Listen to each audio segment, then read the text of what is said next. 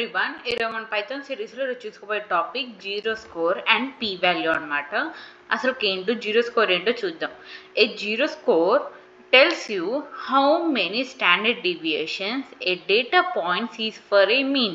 అంటే ఇది zero score అనేది మనకి ఏం చెప్పిద్ది అంటే ఎన్ని స్టాండర్డ్ డీవియేషన్స్ అనేది డేటా పాయింట్స్లో ఉన్నాయో దాన్ని మనకి కౌంట్ చేసి ఇచ్చిద్ది అనమాట. చెప్పిద్ది అనమాట. దాన్ని జీరో స్కోర్ అంటామంట. స్కోర్ని చూయించిద్ది. దాని ఫార్ములా ఏంటి? Z is equals to x minus mu by sigma అనమాట. సో ఎక్స్ అంటే ఏంటి? వాల్యూ. అండ్ ఎక్స్ మ్యూ ప్లేస్లో మీన్ అనమాట. మీన్ అని ఎక్స్ మైనస్ యూ అంటే మీన్ అనమాట. సో సిగ్మా అంటే ఏమంటాం? మ్యూ ప్లేస్లో మనం మీన్ అంటాం. సో సిగ్మా ప్లేస్లో స్టాండర్డ్ డీవియేషన్ వాల్యూ అనేది ఇస్తాం అనమాట. సో అర్థమైంది కదా. సో జెడ్ స్కోర్ అంటే how many standard deviations data points are there in mean. So P value అంటే ఏంటి?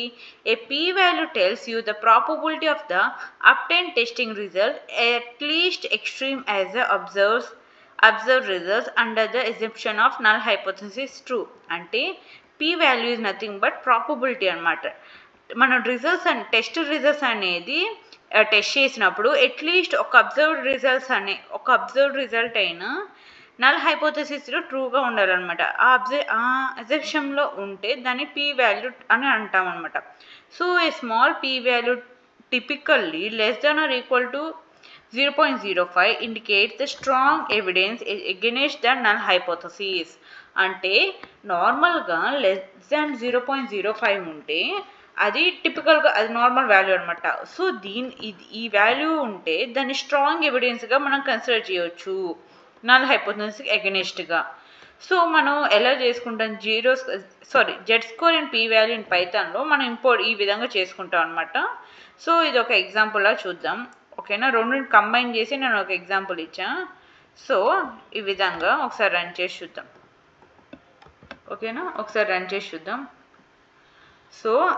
సారీ, ఇంకా దీంట్లో కూడా మనకి ఈ మాడ్యూల్ అనేది ఇంపోర్ట్ కావట్లేదు. అండ్ అవుట్పుట్ ఈ విధంగా వచ్చింది. మీరు ఆఫ్లైన్ కంపైలర్లో ట్రై చేయండి. In the case X is equals to 30, extremely at the mean, the score is 0 and the p value is 1.